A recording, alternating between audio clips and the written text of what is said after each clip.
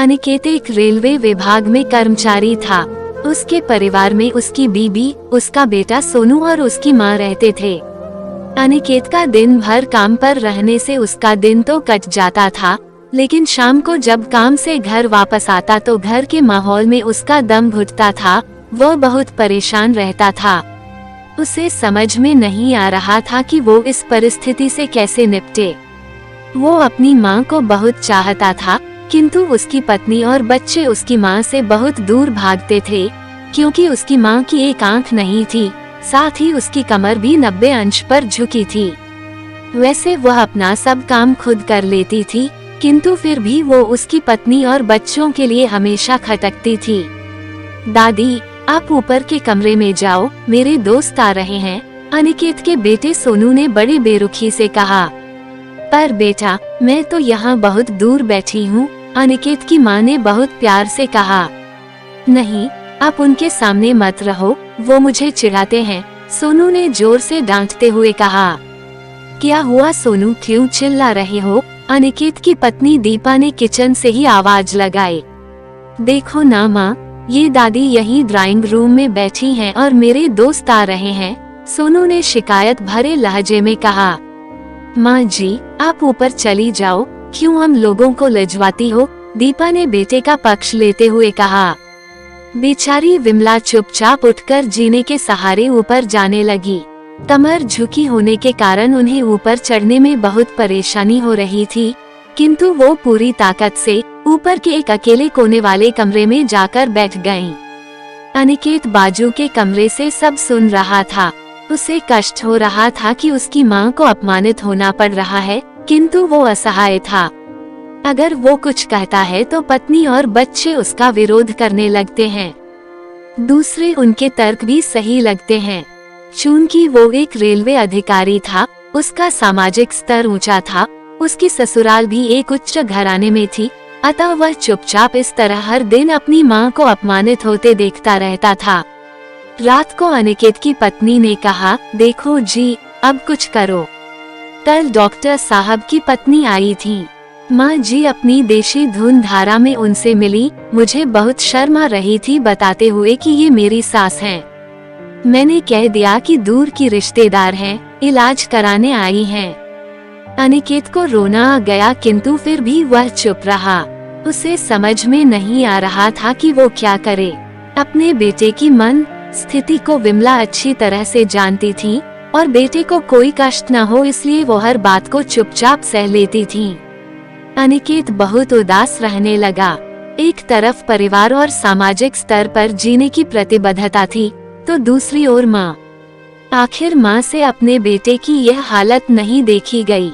एक दिन उसने अपने बेटे से कहा, अनिकेत बेटा, बहुत दिन हो गए हैं, मैं अपने गांव जाना चाहती हूँ, मुझे वहाँ पहुँचा दो, मेरा यहाँ मन नहीं लग रहा। किंतु माँ, वहाँ तो कोई नहीं है, तुम्हारी देखभाल कौन करेगा? अनिकेत ने आश्चर्य से पूछा। अरे, सब गांव वाले तो हैं, और वो तुम्हारे मामा जी, वो तो उसी गांव में रहते हैं, और फिर हम सारी व्यवस्थाएं कराएंगे ना। दीपा बीच में ही बोल उठी। उसको तो जैसे मन की मुराद मिल गई हो। हाँ बेटा, बहू सही कह रही है, विमला ने लंबी सांस लेते हुए कहा। अनिकेत जानता था कि गांव में माँ की देखभाल करने वाला कोई नहीं है, लेकिन अपनी पत्नी की जिद के कारण वह अपनी माँ को गांव छोड़ने पर विवश हो गया। माँ को गांव छोड़कर आते वक्त उसे रोना आ रहा था तथा अपनी बेबसी पर गुस्सा भी आ रहा था, किंतु परिवार, पत्नी और समाज ने उसके इन मनोभावों को दबा दिया और वो सुकून सा महसूस करने लगा। कुछ दिनों के बाद उसके चाचा, जो दुबई में रहते थे, आने वाले थे। जब अनिकेत बहुत छोटा था, उसके पिता जीवित थे, तब वो गांव आए थे और उसके बाद वो अब गांव आने वाले थे। पूरा परिवार और आस पड़ोस बहुत उत्साहित था कि दुबई से अनिकेत के चाचा आ रहे हैं। अनिकेत के चाचा ने जैसे ही घर में कदम रखा, सबने मिलकर बहुत उत्साह से उनका स्वागत किया। क्यों अनिकेत, भाभी नहीं दिख रही, कहाँ है? चाचा ने उत्सुकता पूर्वक पूछा। जी, वो गांव में रहती हैं, यहाँ उनका मन नहीं लगा, दीपा ने सपाट लहजे में उत्तर दिया। चाचा ने अनिकेत की ओर देखा तो अनिकेत ने अपनी आंखें झुका ली। चाचा सब समझ गए, बोले, कल हम भाभी से मिलने गांव चले गए सब लोग। दूसरे दिन सभी लोग गांव के घर में पहुँचे। देखा कि विमला को बहुत तेज बुखार है और वो पलंग पर असहाय पड़ी है। चाचा दौड़कर विमला के पास गए, उनके पैर छूकर रोने लगे। विमला की ये हालत उनकी कल्पना से परे थी। वाह बेटा अनिकेत, तूने तो नाम उजागर कर दिया। अपनी माँ की ये हालत देखकर तुझे तो शर्म भी नहीं आ रही होगी। चाचा ने अनिकेत को लगभग डांटते हुए कहा। नहीं देवर जी, अनिकेत का कोई दोष नहीं है, मैं खुद गांव आई थी। विमला ने अपने बेटे का बचाव किया। मुझे सब पता चल गया भाभी, आप चुप रहो। क्यों बहू, तुम्हें अपनी सास की कुरूपता पसंद नहीं है? समाज में तुम्हें नीचा देखना पड़ता है ना? दीपा की ओर व्यंग्य से देखा। दीपा निरुत्तर होकर अनिकेत को देखने लगी। आज तुम जिस सामाजिक स्तर पर हो वो इन्हीं के संघर्षों की देन है। और बेटा अनिकेत, तुम्हें शायद मालूम न हो कि बचपन में जब तुम 1 साल के थे तब छत से नीचे गिरने के कारण तुम्हारी एक आंख फूट गई थी और तुम्हारी रीढ़ की हड्डी में भी समस्या थी। तब तुम्हारी इस कुरूप माँ ने अपनी एक आंख और अपना बोन मेरो तुम्हें देकर इतना सुंदर स्वरूप दिया था।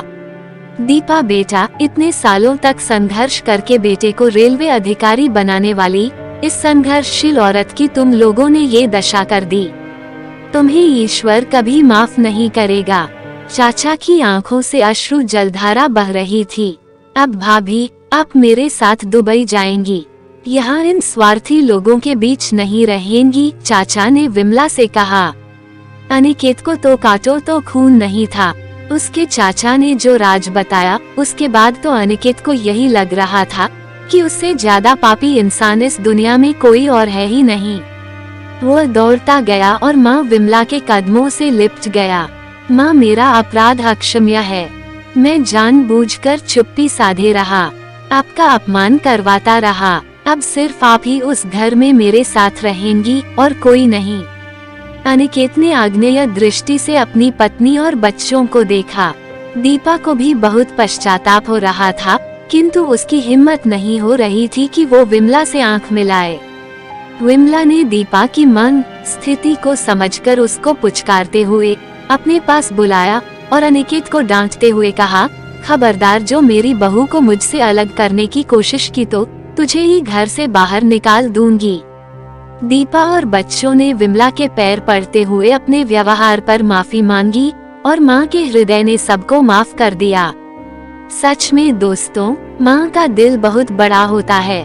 बच्चे कितनी भी गलती करें, लेकिन माँ अपने बच्चों को सहज ही माफ कर देती है। दोस्तों, आपको ये स्टोरी कैसी लगी हमें कमेंट में बताइएगा। स्टोरी पसंद आई हो तो वीडियो को लाइक कर दें और नई नई कहानियों को निरंतर सुनने के लिए चैनल को सब्सक्राइब कर लें और घंटी को दबाकर ऑल पर सेट कर लें, जिससे आने वाले वीडियो का नोटिफिकेशन आप तक तुरंत पहुंचे। मिलते हैं अगली वीडियो में। धन्यवाद।